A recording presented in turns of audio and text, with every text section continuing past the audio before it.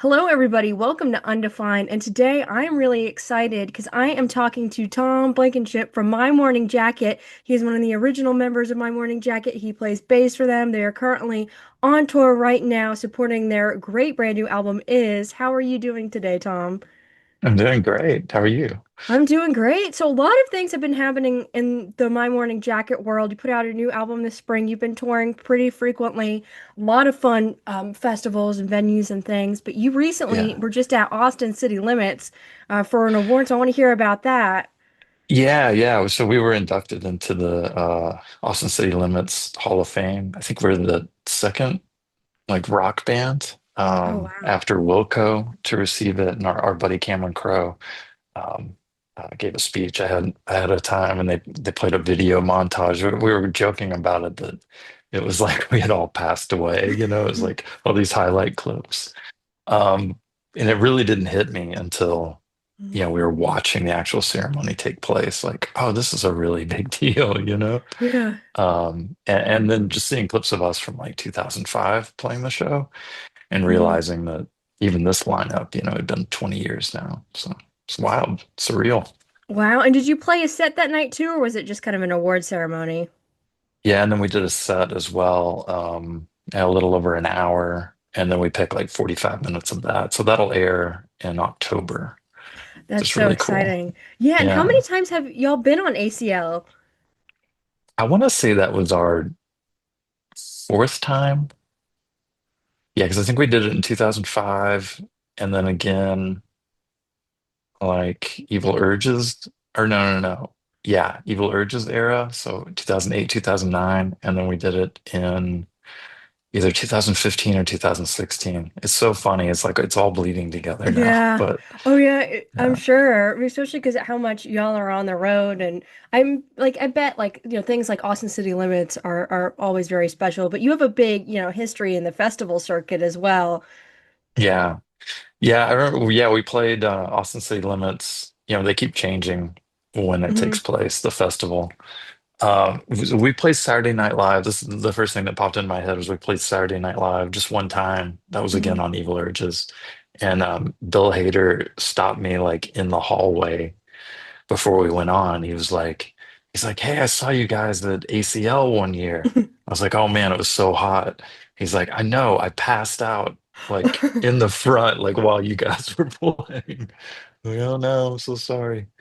But yeah, I've been doing this for like 26 years. So the amount of festivals and shows and stuff that we've Mhm. played, I mean, I think we're almost at like 1,100 shows in that like 26 years. It's crazy. Yeah, and I wanted Yeah. because touring is such a big part of the band, and I wanted to talk about how, with this new album cycle, how is it touring on that? I mean, like you said, you've been around for a long time, and do you get really excited when you have new material to start playing in the set list, and does that kind of change the vibe?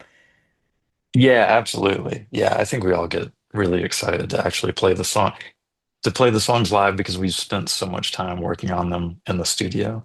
And then there's Hmm. always this period of, it takes, several months from like when you stop recording, you wrap up the Hmm. record to when you're actually playing those songs live for everybody.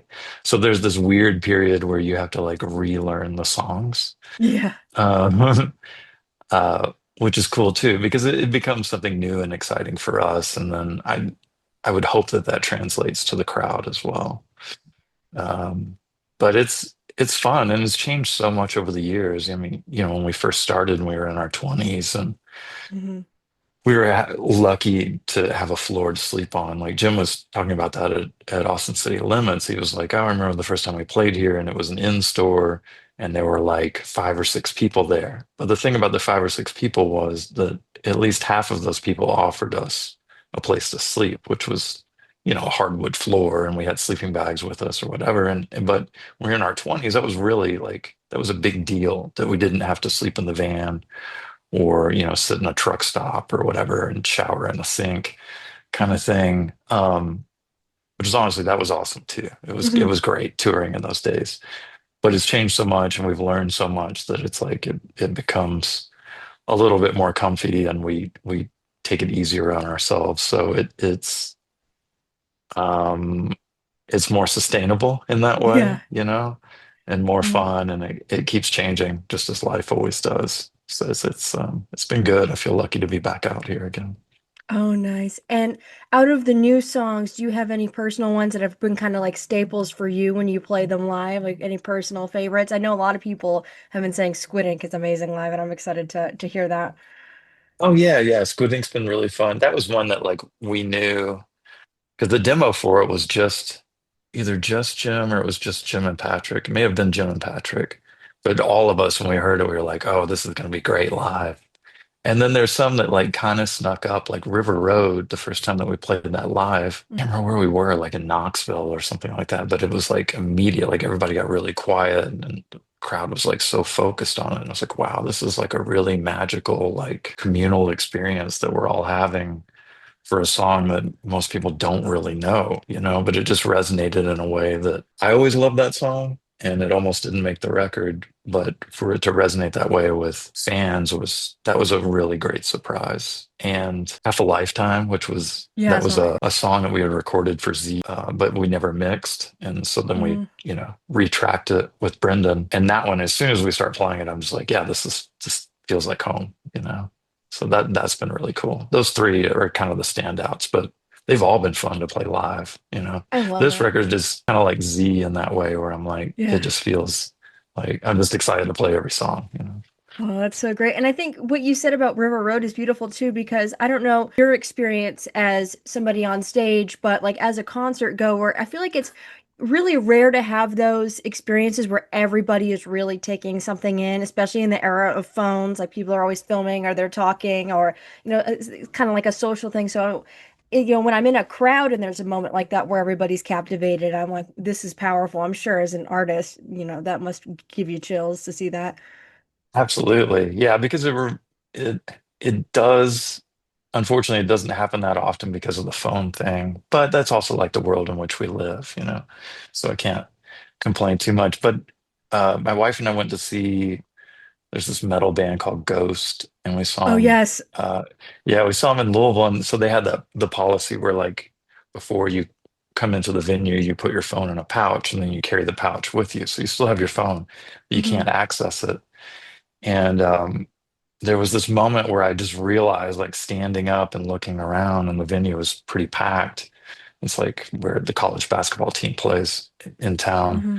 I was like, everybody is completely present and focused on the band. And it was just wild to look around and just see that like everybody was engaged. And I hadn't really experienced that in a long time in the Yeah. crowd. So anyway, but yeah, for the River Road thing, yeah, it was kind of that rare instance where that happens. Or like Don Dante when we play that, or Steam Hmm. Engine. There are a couple songs where it's like everybody, they suddenly it's like everything gets sucked down as far as like the rumble of Hmm. the crowd and chatter and everything. And we're Yeah. all just kind of in that moment. I bet Ghost without phones was really cool too. I mean, because they put on like such a spectacle of a show, but then to fully be in it and not have anybody like trying to film it was probably Yeah, like yeah. really cool. Yeah, Yeah, it was really cool. I've had a similar experience. I've seen Jason Isbell a few times this year, and he's been doing a no phone thing. Like he does it. They don't take your phones and put it in a bag, but before he comes on, they have like an announcement of please don't use your phones, like no photo, no video. And it's really cool to be in a big venue and not have people doing that. It just is a whole different experience. It really is. Yeah. Yeah, because you experience and I mean I did it just 2 weeks ago or whatever. I pulled out my phone and Mhm. recorded a video during a show, but you forget that you're like experiencing some of a show through somebody's phone. It's like you're Right? looking at their screen and watching it as they're Hmm. watching, which is kind of funny. Yeah. So you mentioned Z, and I wanted to bring up as well. So the some of the shows on this fall leg of the tour, it's going to be y'all are going to play Z front to back, and I want to hear more Yeah. about how that came about because it's the anniversary, and how excited are you and your perspective of having such an iconic album being able to replay it again? Yeah, yeah. So we had done it now I think about that, that was our fourth record. So we've done it for the last three, whenever Hmm. it hits like the 20th anniversary. Except for It Still Moves, was that? Yeah, that was 20. Sorry. Yeah, 2023. So we just decided to keep it going. Like ATO is reissuing the record. It's got B-sides like Where to Begin, some songs that haven't been on streaming. And so we thought it'd be a fun opportunity to play that record front to back, which is something that we rarely do. But I think it'll be fun. I mean, that's one of those records, like it still moves. Like those two, like we try to make sure that they're always represented in a set. And of course, Hmm. because those are some fan favorites. Um, so it'll be funny on these multiple nights to like play the Z songs all on one night and then try to figure out how to make the set list for the other nights without those songs. More than anything else. I mean, it'd be cool to play the record start to finish, but that's a fun challenge. It's always a Yes. fun challenge. So is it those shows? I'm hoping to go to the one in Atlanta in November. Yeah. Is it going to be just the album, or are you going to try to do like an extra set of some other songs afterwards? Oh, for sure. Yeah, yeah. Because I think the record's only it's less than an hour, as I recall. So yeah, we'll do some other fun things. It would be cool to pull out songs like covers that we did back in Hmm. 2005, 2006. Um, yeah, we'll see. It's still a bit of a mystery to us because it's like an abstract concept at this point, aside from the Hmm. playing the album itself. But yeah, I'm excited that you'll be there. Is that It's it's the not on Fox. Halloween No, night, yeah, it's the one it's the after day Halloween. after. Yeah, it's November 1st. Yeah, I'm gonna Awesome. make the trip from Alabama to go there for the weekend. Oh, that's great. Yeah, yeah. Yeah, Thank you. so I'm excited. Yeah, so is there songs on that album, like revisiting it, that you maybe haven't played in a while that you're excited to kind of crack out again? Well, the one that we never play is Into the Woods. But we did Oh, do is that it? in Louisville and but it's one of those songs that we play maybe once a year, once every couple of years. Um yeah, otherwise I think we kind of go through the majority of that record. What a Wonderful Man, we do quite a bit, and even Not Comes Loose, we just played that on Austin City Limits. Yeah. Yeah, and so with the set list, because y'all don't really play like the same set every night. You play, it varies a lot, and it's a big thing in the fan culture. You have fans that travel all around, see you multiple times. To come up to be in music so long, to be touring, when you select a set list, how is that usually like?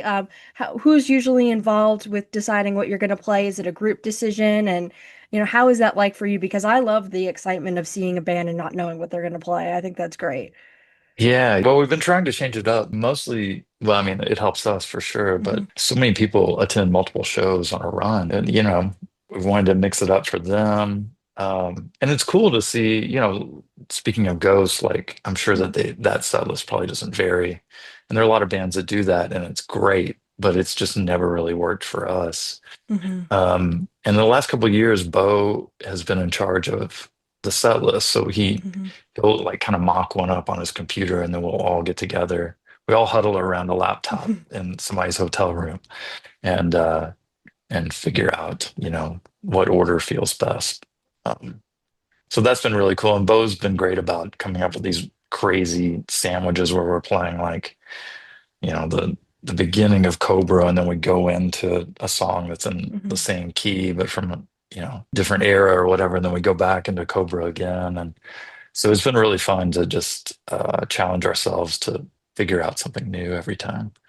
Yeah, and connecting it with that, I feel like My Morning Jacket has one of like the most like diehard, like really passionate fan bases and you guys have really worked hard to connect with them and do things like varied set lists and do things like One Big Holiday or your homecoming shows. How important is that to you guys as a band to keep that up? Yeah, I mean, it's important, again, like important to us because it keeps things fresh, but also just it is always on our mind, like how can we best serve our fans that are giving us the opportunity to continue to do this for a living, which Hmm. is it's unbelievable, it's surreal, and we always keep everybody out in the audience in mind and really pay attention to feedback from them about what's working, like what's working with the VIP situation and to get pricing, and Patrick and I are both involved with the merch side of things and posters, and so we like to get feedback on like what artists are really resonating with them, um, or what designs are working out. Yeah, so it's always a work in progress, but yeah, I think it's it's been really fun. cool to be very involved because I know like when you're in a band, there's a lot of moving pieces and there you could just delegate things like merch to other people and kind of approve. But I think it's just different, like more care when you're working on that yourself. Yeah, absolutely. Yeah, because it makes you feel more invested in everything that's going on. Hmm.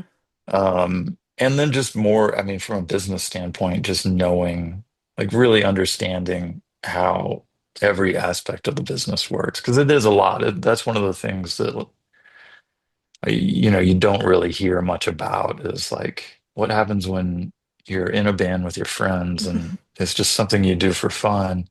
And then there's this shift where it suddenly becomes like you're running a business with your friends, but also Yeah. still, and you're still having fun.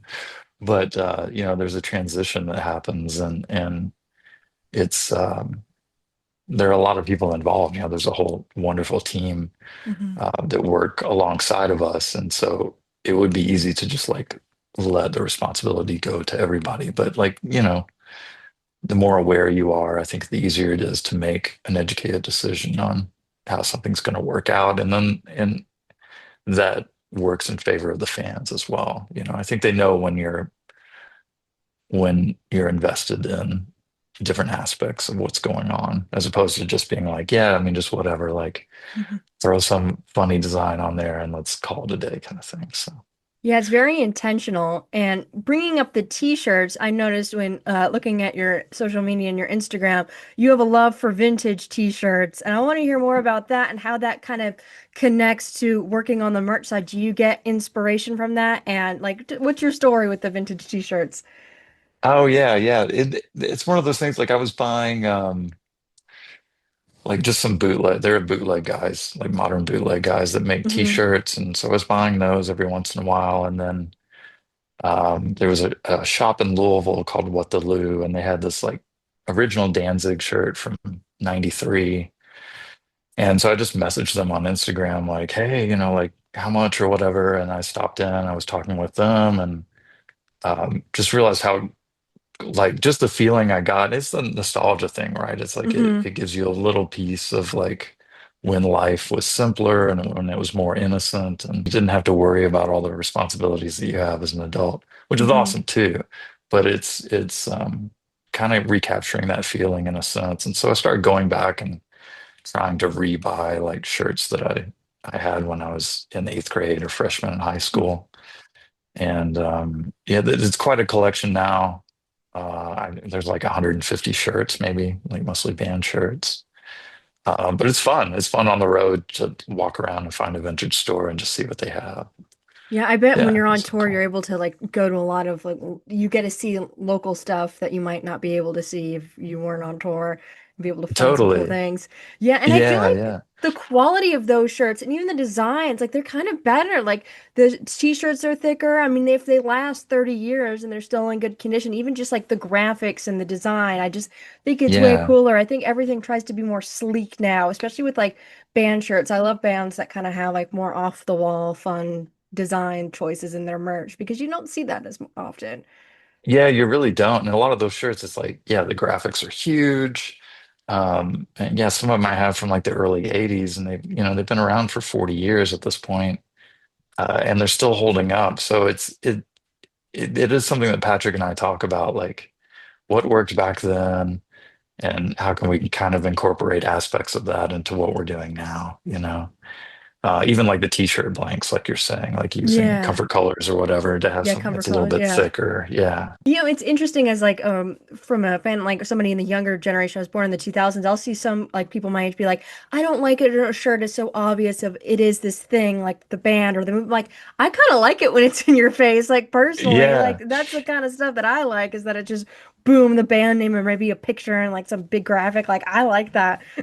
Yeah, yeah, it's kind of cool, and it's also I've probably said fun way too many times in this interview, but it is like I try to find the fun and find a reason to smile in most moments throughout the day because it's just a powerful reminder that like you can always find the good, right?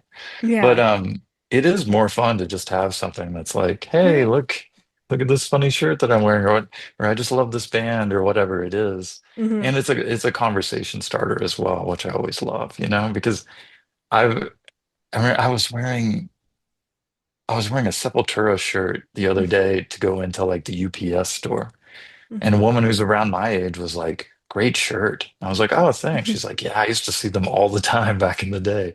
And she was like totally like she was in like a business Hmm. suit and stuff. And I was like, that was awesome. Like that interaction never would have happened if I You wasn't wearing right? some Yeah, I dingy love that. shirt from the And 90s. I have that philosophy too. If you're not having fun, then like what's the point? I feel like now people are, it's being serious or trying like to be like perceived in a cool way. But if you're not being fun and whimsical, like it's Yeah, not yeah. there's There's no a joy in that. exactly. There's a time and place for the seriousness for sure, but it's just fun to be fun. Right? And I want Yeah. to bring it back into the band. I think another thing you guys do really well, and you've been doing it really well for this album in particular, is music videos. You've just put out quite a few for the songs on Is, and they're just like they're fun and they're joyful, and it's you guys just having a good time. And what what comes into making music videos? Because I feel like not a lot of bands do them anymore. Like, what was that conscious decision, and what made you choose the songs that you did? A big part of that was our management. McManagement was like, we should go ahead and like capture content for everything because if you do that, and we worked with our friend Danny Clinch, who we've worked on and off Mhm. with for the years, and Danny's amazing. Yeah, I've been And he's following one of his those work. guys. Yeah, he's so positive, and he's very like fly on the wall where, I mean, he's been a friend for so long. It's like we don't even think about him really capturing all the moments. You're just in the moment, which really helps. Mhm.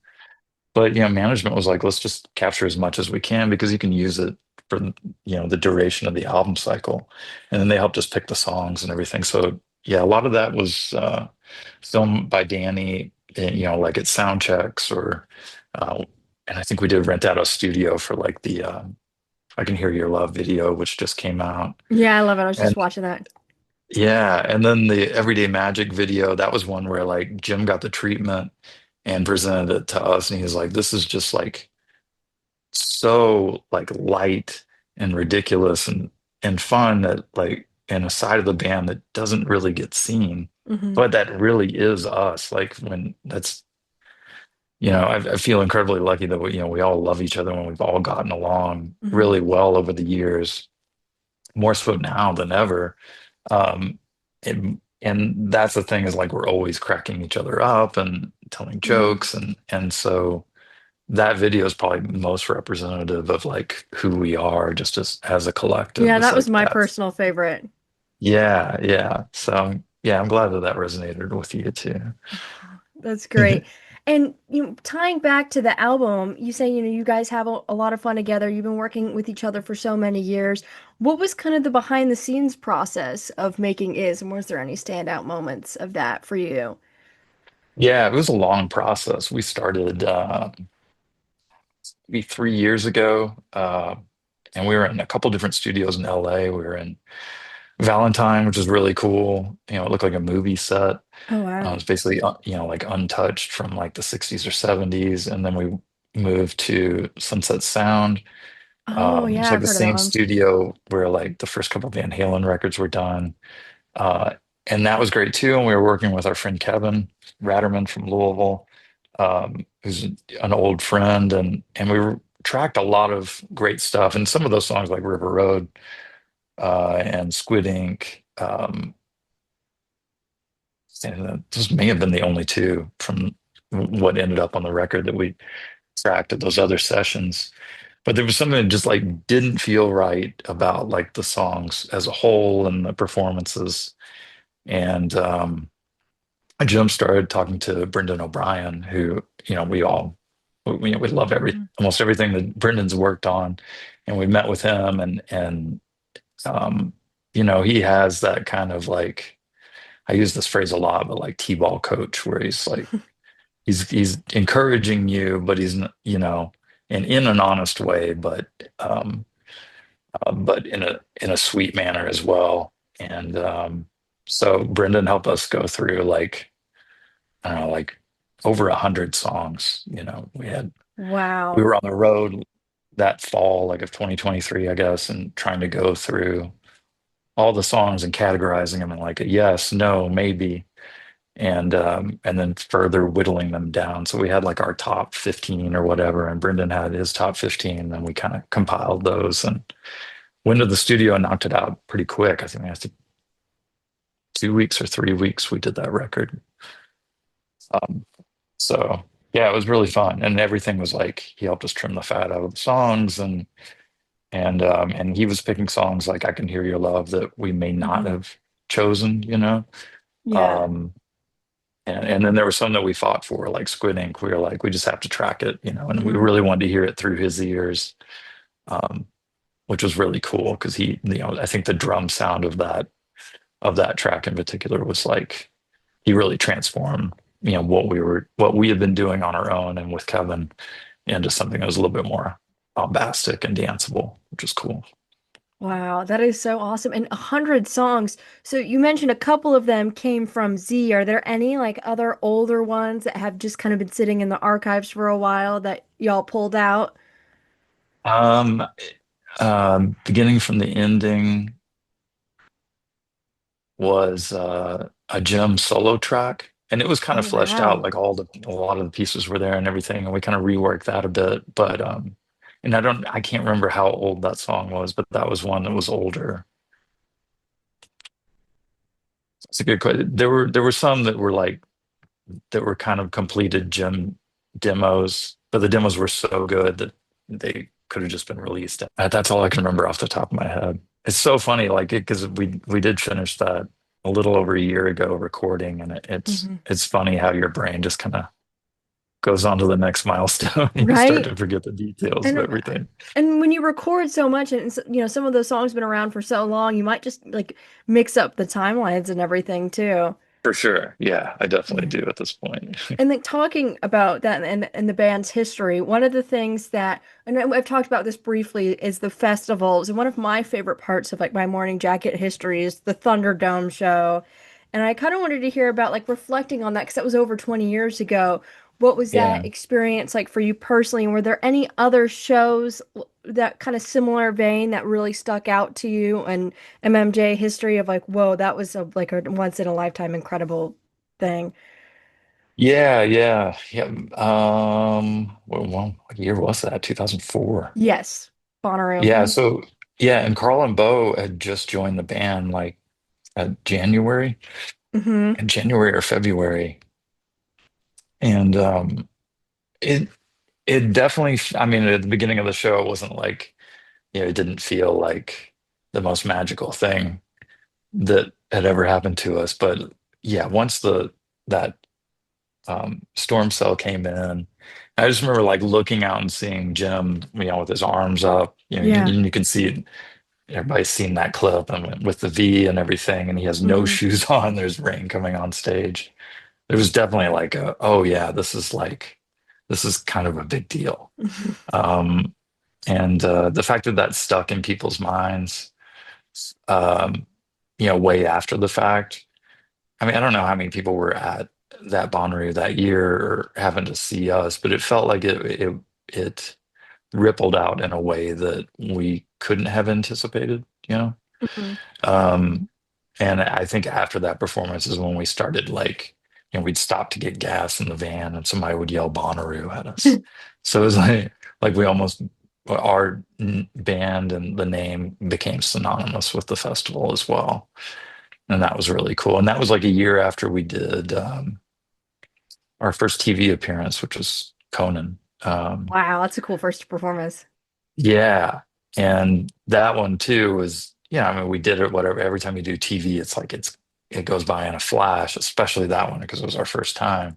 Hmm. But I remember we stopped because I think we just drove home right after that. You know, so it was like New York to Louisville, and we stopped and watched the performance on TV, and we're like, oh wow, like holy crap, this is kind of a big deal, you know, and Yeah, Conan's reaction to it and everything. So that's one of like a standout. I mean, I know that's not like a show, but that that's still cool. performance, Yeah. I think, you know, opening up for Pearl Jam and Oh, It that's was in incredible. 2006. That was Uh-huh. a huge thing for us. And um, yeah, there are little like milestone, like defining moments like that throughout our career, but a lot of them in that time frame, or like when our drummer, would have been in 2002, we opened up for this band called Eyes Adrift Hmm. in LA at the Troubadour. And it was like Chris from Nirvana and Kurt from the Meat Puppets. Wow. Yeah, and we were like at the little after show bar at the venue, Hmm. and Dave Grohl was there, and our drummer at the time gave him a copy of At Dawn, and then Dave actually like listened to it, and then the Foo Fighters took us out on the road, and he was on like MTV talking about the record and stuff, and just these Whoa. things that like, like you can't, things that you just would never imagine happening. Um, and that really kind of pushed us, um, but just pushed us to like, be to keep doing this and to be better at our Hmm. craft, but also just like I think, pushed us into the spotlight a little bit more. Or American Dad. I mean, I think that was a Yeah. huge thing where I think to this day people are still finding out that we are an actual band. It's not just like a That is so fictional funny. thing. I Yeah. I don't watch American Dad. I just watched that episode because it was my morning jacket. And from like a huge music fan and a huge jacket fan, I feel like there's not many like episodes or movies that really encapsulates how it is to see a band and like have it like consume you and be obsessed with it than that Right. episode. Because I was like, why is this so relatable? Yeah, yeah. Oh, totally. And I've been that way too, where you like Yeah. you discover a band or a record or whatever, and then it feels like so special to you because it is such an Hmm. individual experience at first until you go and see them live and you connect with fans and Hmm. things. And but then I'll get just like obsessed and have to listen to like everything. And then it's like the only thing I listen to for like weeks on end. No, yeah, I get like that all the time, and I actually I have high functioning autism, so if like special interests, like if I'm really into a band, I need to know everything about that. I need to find all the old like demos, recordings. Oh yeah, yeah. Yeah, Yeah, I'm yeah. I have some OCD, and Hmm. so I make like checklists to myself, and everything on my computer is like nicely organized into folders. So then Yes, I feel like I need to, like I have to go through everything, and then make my yes, best of, and yes. it's I like this can't. rabbit hole I can't get out Oh of. yeah, and when I'm listening to an album for the first time, I do not shuffle it. Like it has to be in order. Like otherwise, it'll Mhm. feel wrong. I just can't do Totally. that. Yeah. Yeah. Yeah. Even like with the Yeah. I get that shuffling, I was feeling. like, I can't shuffle it unless I've heard it, then I can shuffle it. Yeah. Oh yeah. And all my playlists are like in chronological order. So, or otherwise it Yeah. feels like wrong or something. Yeah. Yeah. Or like when you listen to a new band, you have to listen to all the albums in chronological order. Hmm. I want to feel and hear the growth. Yeah. Yeah. And then going down like all the B-sides and stuff like that. Oh, I love it. Yeah. Yeah. Completist. Oh yeah. That's 100% me. That's awesome. Yeah.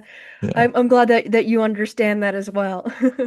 In addition to being a musician, you're also a dad. And how does that kind of impact touring and music? And are your kids at the age? I know you just had a baby, congratulations. Right. But is Yeah. your Thank oldest you. like, is he kind of showing interest in music? And do you like playing music for him? Yeah. Probably a couple of years ago, he would be like, "Oh, I really like this song, Dad." And I was like, "Oh, okay, like I'll make a playlist for you."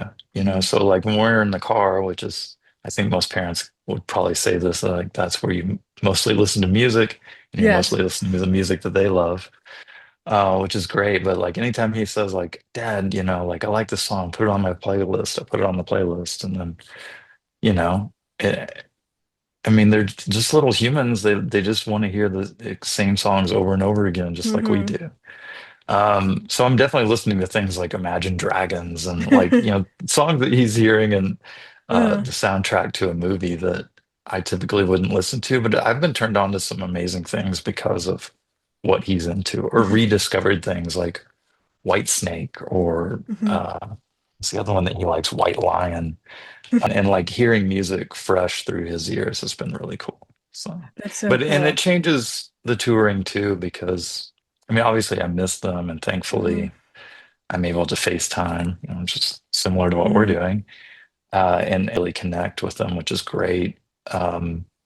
And just, my purpose for being out on the road. I mean, it's always I mean, the actual work part of it is just traveling and being away from family, but getting up Hmm. on stage is not work. That's total pleasure.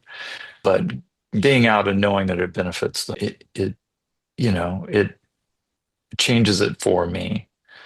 Um, because no matter what's going on, no matter how bad the day is or Hmm. what might be going wrong technically on stage that isn't right or whatever Hmm. it is, it's like all of that kind of gets put aside because I'm taking care of my family at the end of the day. So That's sweet. I love that. How old is yeah, your oldest? he'll be 5 shortly after we get off this run, so in early Oh, September. that's a Yeah, fun age. yeah. Has he been able to come to a couple shows? Yeah, yeah, yeah. I've got there's this great video of him at he was at Sea Here Now when he was, I don't know, 2.5 maybe. And so he's up on either my father-in-law or my brother-in-law's shoulders, and he's just like watching the song, but to like see him like really react for the first time to the shows. Yeah, it's hard to even describe, Yeah, you does he know. love it? Yeah, yeah, I think he does. It's funny, like when he talks about it, he's like, like, how long are you going to be playing music with your friends for? It's never like, I don't think Hmm. he really views it. I mean, he knows it's a job, I guess, but it's Yeah. more to him. It's like I'm just going out and having fun with my friends, which is cool because that is what it is. Yeah. It's Yeah, fun from yeah, another it's perspective too, because it's so normal for you doing this for so long, but from him, like that's all he knows. Like he doesn't know like a typical like what job would be right. like. It's that's Yeah, really yeah, cool. where dad's like home Mhm. all the time, working 9 to 5 or something. Yeah, Yeah, yeah, it's that's funny. cool. I bet he's gonna have some cool stories to tell when people ask him about what his dad does. Yeah, yeah. He'll also be over it so quick. Like, Yeah. like, damn, it's dad Yeah. doing his thing or Yeah. whatever. He did Okay. that. There was a funny observation he made where he's like, why do you and Jim like throw your heads at the drum kit? Like, what are you doing back there? Like, I guess that does look kind of funny, you know? Or like Jim would say that it looks like we're like chickens pecking at the drum kit or something. But I thought that was cute. That's a good analogy. Oh, that's so cute. And so, as we're wrapping up here, I like to ask all my guests what they're listening to. So what have you been listening to on tour? Anything in particular? What have I been listening to? I was just on the plane. We were talking about the playlist thing, and I Hmm. was going through like Rhino Records put out all these like doo-wop, like volume 1 through 8 or something. So I was Hmm. going through like literally on the plane listening to all 8 volumes of these 50s doo-wop songs. So there's that, and then kind of unrelated, but also related would be there's that Typo Negative record, October Rust, which is like kind of the most accessible of the stuff they put out, but Hmm. I think the songs are amazing. And I did not listen to them when that record came out. I think it came out like the year I graduated high school or the year after. But I'm like just discovering that record now, and it's one that like I just can't stop listening to it. I just think it's so great. Yeah, I think there's something And that's for a so fun. metal record to Yeah. be like not, like not misogynistic and like kind of playfully weird and stuff. Anyway, I just think it's kind of Yeah. cool. I think it's great when you discover older albums. It's like, yeah, this has been around forever, but this is brand new to me. I love doing that. Right, totally. Yeah. And there's so much out there. It's like you would have to have multiple lifetimes to discover it Right? I all. feel like I'm just in an eternal game of playing catch up on all the great music that was like before I was born. Yeah, totally. Is there a record like recently that you've discovered that you just, that's totally new to you that was older? Well, I've been really getting into like Oasis. Because Yeah, I no, that's had like, great. yeah, I'm seeing them next month, but I really got into them really quickly. It was like I'd never like I've heard Wonderwall and all that stuff, but I'd never listened Sure. to Definitely Maybe front to back. I was like, man, like how come I haven't listened to this yet? Like this is I so know, like good. it's pretty great start to finish. Yeah, it's like same thing with What's the Story, Morning Glory, and even their other stuff. I was like, man, why am I so late to this? Because there's so Yeah. many bands, especially those '90s bands. Like their singles so well, but then you don't really listen to the album until I had saw those videos. It's like I need to get into them. Like it finally needs to happen. I was like, oh, now I'm obsessed. Now this is like taking over. Yeah, yeah. That's great. Have you Have you gotten to Blur yet? Yeah, a little bit. Yeah, Yeah, yeah. I need yeah, to do a deeper dive on Blur. yeah. That last record is really good. Um, oh, you know what record that this just reminded me is Mhm. Elliott Smith's band Heat Miser. I need to listen to that. Yeah. Yeah, their last record was just re-released a couple weeks ago or a week ago. Now I can't remember, but some of the songs on there are like they're phenomenal, you know. And I mean, it makes sense too because it overlaps with like Hmm. some of those first solo records that he did. So the songs are, I mean, some of the songs are the same. On that, there's like a bonus track where it's like it's an Elliott song, but you know, it's just them playing it. But that one's worth checking out. Yeah, that's another because like Waltz, that's one of Waltz 2. That's one of my favorite songs of all Yeah, time, but I haven't done like the full deep dive on Elliott Smith and he keeps coming up in conversation too. So I think that's probably yeah, next on my list of stuff to kind of go back yeah. and That catch record, up with. Either or, that Elliott Smith, right? That Oh, one to me is like mhm. it's great. Yeah, Yeah, well, I'm definitely gonna add that up on my list. yeah. That's awesome. And then anything else before we go that we haven't talked about that you maybe want to shout out? Oh man, no, not really. I mean, other than just like uh it's kind of a scary world right now, more so than Yeah. it has been. Hmm. As if we didn't think it could get any darker. So maybe just a little reminder just to love each other and to give each other a little bit more patience and and you know, just listen when you can and open up your heart, which I know it's hard to do. It's easy to close yourself off when things are the way that they are and the vibes are as dark as they've been. But yeah, try to be a little bit more open and being a little bit more loving to each other. Oh, that's a great message. I love that. And thank you so much for coming on the show. I really appreciate it. Yeah, It's of been so course. Thank you much so fun. much for having And me.